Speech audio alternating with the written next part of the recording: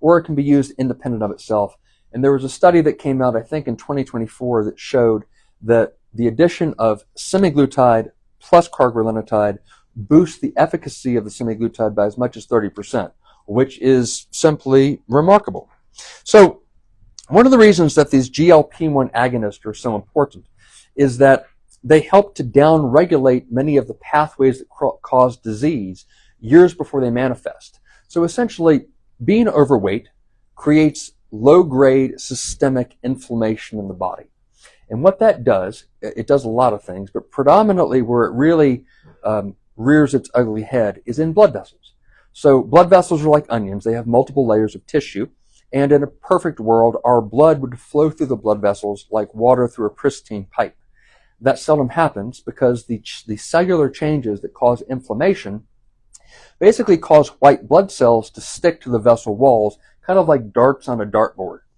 And that's the initiating process. So as those white blood cells stick to the vessel because of inflammation, it starts a very complicated cascade. And the ultimate result is plaque in the arteries. Fat builds up, that fat hardens, it turns into calcium atherosclerotic plaques, and then all of a sudden, one day they rupture and you have a heart attack or a stroke.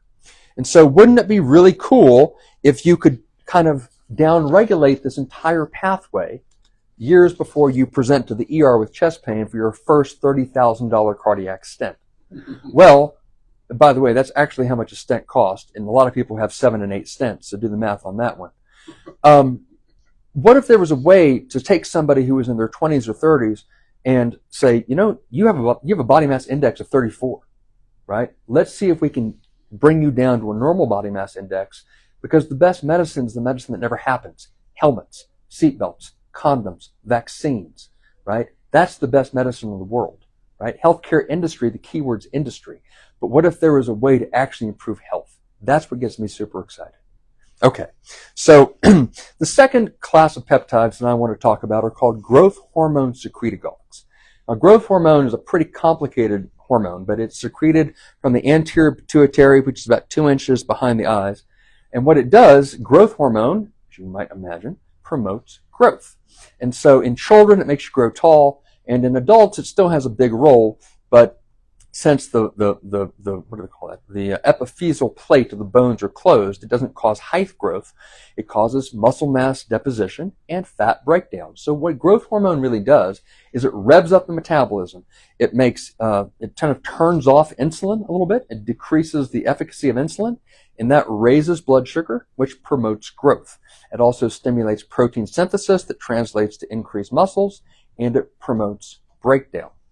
So we don't really recommend taking growth hormone from a bottle. It's called exogenous growth hormone. That's for your Lou Ferrignos, your Jay Cutlers, your Ronnie Coleman's, your Schwarzeneggers. That's a bodybuilding thing, okay? Never take exogenous growth hormone, because that can cause diabetes and organ growth and a lot of problems you don't want to have. However, there is a super cool class of peptides called growth hormone secretagogues. And what these peptides do is they actually stimulate your own pituitary gland to increase the amount of your own natural growth hormone secretion. I take this every day. I know there's different classes. I don't take the most powerful, but I do take one. And what it does is that as we age, our natural levels of growth hormone go down, just like natural levels of testosterone. So hormone replacement therapy replaces that testosterone, and for a woman, testosterone and estrogen, back to a younger, better you. Well, by the time you're 40 and 50, your growth hormone is just a fragmentation of what it was when you were 25. And so by taking growth hormone peptides, secretagogues, it revs that growth hormone production up and promotes skeletal muscle mass and also promotes fat breakdown. Now, for those of us who are not vain, particularly, and we don't want to be all jacked and built, why on earth would you care about taking a growth hormone secretagogue? Well, there's a very important reason. These weight loss peptides, which in many ways are taking over the world, right? Ozempic, generic Ozempic, Mounjaro, and a whole couple of others. They are wonderful medicines. I could go on and on all day, but they do have a significant side effect, which is that there was a 2024 study that showed that people that were on this medicine for a year, you do lose more fat than muscle, so they improve body composition. But you can lose a significant amount of skeletal muscle. There was a study last year that showed For people who had been on it for a year, they lost anywhere, of the weight that they lost, say you lost 30 pounds, of the weight that you lost, 20 to 50% of that is skeletal muscle. I think 50 is a little high, okay, but I would totally believe somewhere between 20 to 30. And so the value of growth hormone secretagogues is that they help to limit the side effects of the GLP-1 agonist. So you can stay on it, lose weight, get healthy, but at the same time preserve that skeletal muscle mass that we sort of have to regulate.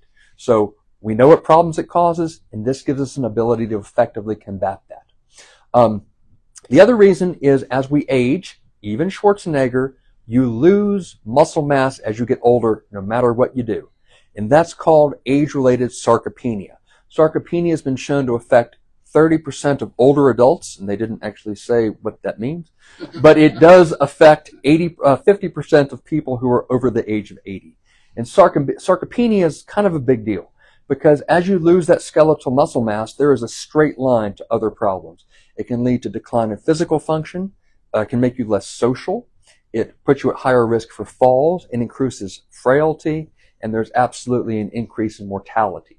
So one of the ways that we can extend the health span line to meet the lifespan line, starting in your 40s or your 50s or as soon as you care to start, you can actually help to prevent age-related muscle mass. High protein diet, working out, that's always the right answer. But growth hormone secretagogues give us an extra power punch that will allow us to mitigate that significant side effect of aging. So let's switch gears a little bit, and I'm going to talk about regeneration and repair. These next two peptides are probably the least understood of the ones that I've read about. I want to just do a quick intermission for a second. There are a ton of peptides. Insulin's a peptide, and there's about 45 or 50 that you've never heard of. Okay, I have studied these a bit, and I've just selected 5 that we use in this clinic that are kind of popular and I think are good to share. But please know there's a whole lot more out there on peptides that are very interesting, but simply time will not permit a more in-depth discussion. But for regeneration and repair, I dare say we have, for the first time in human history, the ability to endow those people in their 50s and 60s with the regenerative capacity of people in their 20s. There are 2 peptides that are interesting. One is called Body Protective Compound 157. The other one, or BPC 157, the other is called TB400, thymosin beta 400. One's derived from gastric juice, the other is derived from the thymus gland in the chest. And these are naturally occurring peptides in very small quantities. And what do they do? Well, I'm going to have to read this because I can't remember the 35 things they do. But basically, BPC plays a huge role in tissue repair, wound healing, inflammatory bowel disease, new blood vessel formation, what's called angiogenesis for our scientists in the room. BPC even plays a big role in central nervous system. There's evidence to show that it can help mitigate depression. TB4, which also is occasionally called TB500, plays a role in blood vessel formation, decreases inflammation, improves tissue repair and regeneration, and actually does a lot to ameliorate scar formation. How do they work? BPC downregulates a lot of pro-inflammatory, like NF-kappa beta, a lot of the pro-inflammatory pathways in the cells. TB4 actually works on a very important protein you might not have heard of called actin. Actin provides what you might consider as the skeletal structure of cells. It also plays a role in transportation of materials around a cell. Actin's a rail system, right? It's like the B&O railroad. But this B&O railroad of the cell is constantly being remodeled. Track is being laid down and new track being laid down, old track's being taken up. TB4 shifts the balance in favor of more track, and it allows for the transport of healing materials all over places that otherwise wouldn't be able to get to. And where this has a huge role is soft tissue injuries. Every athlete, every soldier, everybody over 60 has a shoulder problem, okay? Because the rotator cuff is about this thick, and as you age, it just wears out. So rotator cuff tears, ACL injuries, neck problems, ankle injuries, soft tissue injuries are making orthopedic surgeries more money than you can possibly imagine because they don't heal well. The body has traded strength for healing, okay? Because ACLs and ligaments and tendons don't have a very good blood supply. They're extremely strong. But if they get hurt, the body doesn't have the capacity to bring those healing nutrients to the soft tissue injuries. And that's why even a guy who can throw a football 100 yards when he's 22 years old, even he's down for 6 months after a rotator cuff injury, because the body just doesn't have enough blood flow to get the stuff to the right place. These peptides help to change that. These peptides facilitate cellular transport that allows us to finally treat soft tissue injuries in a more efficacious way. It's safe, it's effective, and it's affordable. And I expect it's probably going to take over the world once it catches on, because it's a great way to treat a problem that we really can't currently treat. And how often do you have to get is an injection on that? So most of these peptides are injections. Some are intranasal, and there's a couple that are topical. BPC 157 and TB 500 are daily injections, and it's on a cycle. Typically, you inject them Monday through Friday. I'm not totally sure why they take the weekends off, but they recommended Monday through Friday, and you cycle them. Typically, you use them while you need them, and then no more than 3 months after that, you forget about it, and if the pain comes back, you can just kind of get back on.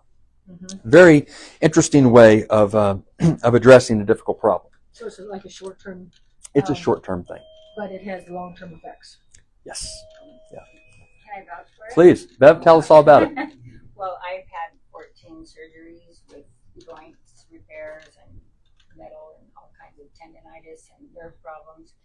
And I came in here for, I forget what, but I had a boot on my leg because something had happened to my ankle because of all this. And then I started on the shot, and it was immediate. I'd been wearing a boot for 10 days because nothing could be diagnosed. I couldn't walk on it, which is what goes on with me. And then by that night, I was like, wow, I can walk on my foot. And I haven't put the boot on since. And I've been like a drug addict with it, just because and I take it Monday through Friday. And my pain is like from a daily of living in somewhere like around an 8 is down to a 3. And it's been amazing.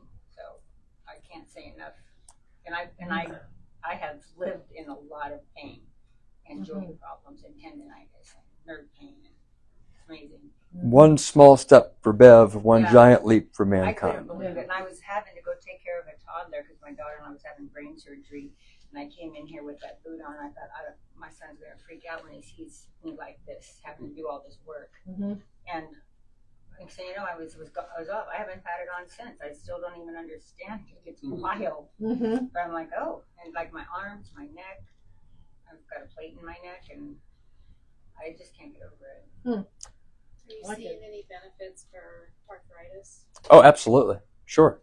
It does a lot for arthritis. That's what I have, is chronic arthritis. And that's why I have all these joints replaced. So I don't want to suggest it can do miracles, because if you have a bone-on-bone shoulder or a bone-on-bone knee, you probably need surgery. If you need surgery, you need surgery. Or if you have a snap rotator cuff, there's only one way to bring it together. But a lot of people have terrible pain and problems who don't need surgery. And for that 200 million people out there, this is a low-hanging fruit option that actually works. Mm-hmm. And it's cheap. How long will she stay on? Well, I just gave you a bottle about 2 weeks ago or 10 days ago. Yeah, it was March, like 10th or something when I started it. So I was planning on doing it. Well, you said 3 months. Yeah, they recommend 3-month cycles. So you can take it until your problem resolves, or up to 3 months, and then maybe go off of it for a month and come back on. One of the things you'll study in peptides, there really aren't a lot of really established protocols. Like if you're on an HCTZ or lisinopril or a beta blocker, there are protocols till the cows come home. They're really, unless it's buried in a vault somewhere I don't have access to, there are very few really definitive protocols. So have these gone through clinical trials? Yes. Or is it they have? Some have. Not all. Some are FDA approved. Some are working their way through clinical trials. A lot of them are not. I can name a couple. Cargolinotide's gone through a phase 2 clinical trial. Mm-hmm. As I understand it, it has not yet entered phase 3. BPC 157 is in a clinical trial, although I'm not sure which one. Other ones are FDA approved. So, as you know, the FDA approval process is cheap and easy. But anyway, let's talk about one more peptide, which I really like. This is for skin. Actually, it does a few things. It's called GHKCU. The CU stands for copper. So what GHKCU is well known to do, a few things. It improves collagen and elastin formation. It aids in skin regeneration. It aids in stem cell production. Plays a big role in wound healing and hair growth. And so copper, actually, this peptide has been shown to boost collagen production by as much as 70%. So we can add this to every aesthetics treatment. It does a great job for wound healing. Let's talk about collagen for a second. Collagen has a half-life where it lives for about 15 years.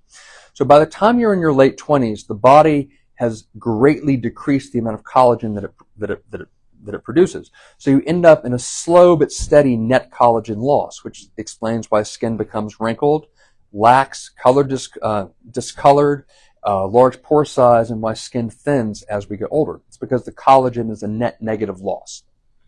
Why?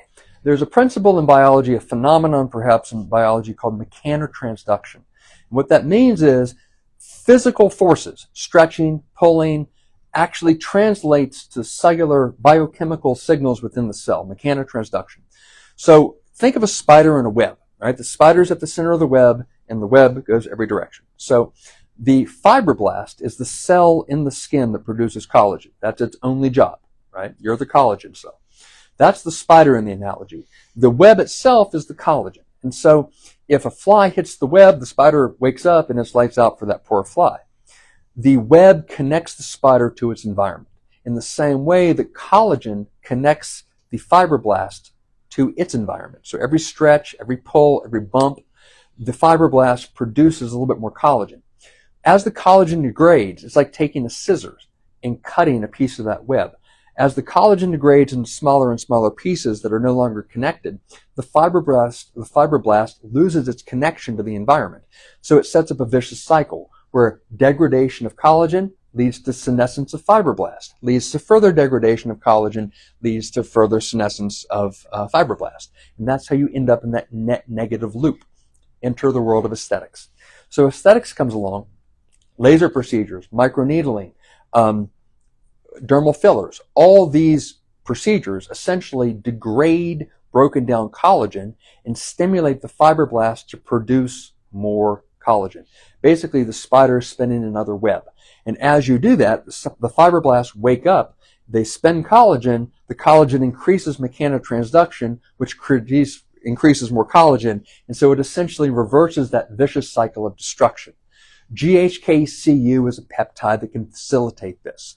As we age, our circulating levels of copper, you might not think copper, who cares about copper? It's for pennies and wires. Not true. Copper is every bit as essential to life as iron in smaller quantities. So as we age, our circulating levels of copper actually degrade substantially. So by the time you're 60, you have about 20% as much copper as you did when you were 20. And so the addition of this peptide is low-hanging fruit to augment aesthetics. You can even take it as a topical aid to help with overall skincare. So that's another one of our favorites. And the last peptide I want to talk about is very interesting. Has anyone ever heard of dihexa? You have. Wonderful. Okay. One of the great scourges of modern life is dementia. Alzheimer's disease and its cousins, Lewy body dementia, all the neurodegenerative diseases. What value does all of the progress of modern medicine have if you cannot recognize your own friends and family? Zero. So if we want to extend the health span line to meet the lifespan line, we should put cognitive health at the very epicenter of what we do. And so there are 5 and by the way, I should just mention, a healthy lifestyle, good nutrition, not smoking, regular exercise. This will always be king to help prevent degeneration of the brain. But it still happens, I'm sorry to say. So there are 5 FDA-approved medicines for dementia, and they are all not worthless, but pretty close to it, because they're also expensive. What they do is they limit neuronal loss. Now, how they do that, I'm not totally sure. But they basically slow the progress, slow the erosion of the neurons, right? Until recently, enter dihexa. Dihexa is a fascinating peptide that essentially decreases inflammation within the brain and helps to decrease various cellular pro-inflammatory pathways that's been shown to rescue memories and actually improve cognition. And the way that it does that is dihexa somehow actually seems to cause a bit of nerve regeneration and perhaps more importantly, the establishment of synapses. Synapses are like telephone wires, right? If we go out there and cut the wires, we can fix it, but you got to put the right wire with the other half of the right wire. Okay, that's not easy to do. And somehow dihexa not only helps to sort of regrow some of those nerves that have degenerated, it also helps to reestablish synaptic connections. Now, this is the same story over and over again, right? We knew that aspirin was effective for 200 years before anybody had any idea how it worked. We don't know exactly how dihexa is doing that, but we do know that the evidence is out there that it does appear to be happening to a degree. This is extremely exciting, and I want to pause here for just a second. Dihexa appears to regrow nerves. Now, if that's the case, that's a Nobel Prize worthy idea, because it challenges one of the fundamental concepts in medicine, which is that you cannot regrow nerves within the central nervous system yet. And so if that's the case, every spinal cord injury, every traumatic brain injury, there is hope. For as Edmond Dantes said in the final words of the Count of Monte Cristo, for all of human wisdom can be summed into these points: wait and hope. Wonderful. And the last thing I want to talk about is NAD. NAD is actually not a peptide. It's called nicotinamide adenine dinucleotide, and it has somehow managed to capture the world's attention, largely through social media. But I dare say not a lot of people actually know what NAD is or how it works. So NAD supercharges cellular respiration, which we'll come back to in just a second. NAD leads to the creation of ATP. Every cell in the entire world, from fish to frogs to plants to you and me, we need large stores of ATP in order to execute the millions, perhaps billions of cellular processes required to sustain life. And unfortunately, as we age, like so many other things, our natural production of ATP declines as well. And so as ATP declines, it's associated with a number of degenerative conditions: fatigue, weight gain, muscle mass loss, cancer, dementia, all kinds of chronic diseases. So wouldn't it be awesome if there was a way to augment our production of ATP back to a younger, better you? Believe it or not, there actually is. It is NAD. And so NAD is a major actor in a great play. In Act 1 of this great play, food is broken down into glucose. In Act 2, we meet a colorful cast of characters that play against the great backdrop of the citric acid cycle, which is also called the Krebs cycle. And in the final act of this, we meet our hero, NADH, which is the reduced form, meaning the addition of a hydrogen atom to the NAD. And in Act 3, our hero makes a great journey. He travels from the cytosol of the cell, which is the liquid, into the mitochondria, which is the power plant. And there, our swashbuckling hero fights a great duel and makes his way through the electron transport chain. But alas, this is a tragedy, not a comedy. Because he sacrifices himself to create an even greater hero, which is ATP. Oh, man. But actually, it has been said of Alexander the Great that if it had not been for Alexander, there would have been no Rome. If there had been no Rome, there would have been no Christ. If there had been no Christ, the entire history of Western Europe would have been different. And we would not be right here, right now. So what is aging? What is youth? Youth is nothing but boundless energy in the absence of chronic disease. If there were no NAD, there would be no ATP. Without ATP, there would be no life. And we would not be here right now. Thank you. Yay! Very good. I want one, All right. one of everything. To go, please. Yeah. Can I get that in a six-pack? Yes. So, any questions or thoughts? This is a really cool world, and I think that there's a lot of work to be done to really extrapolate this.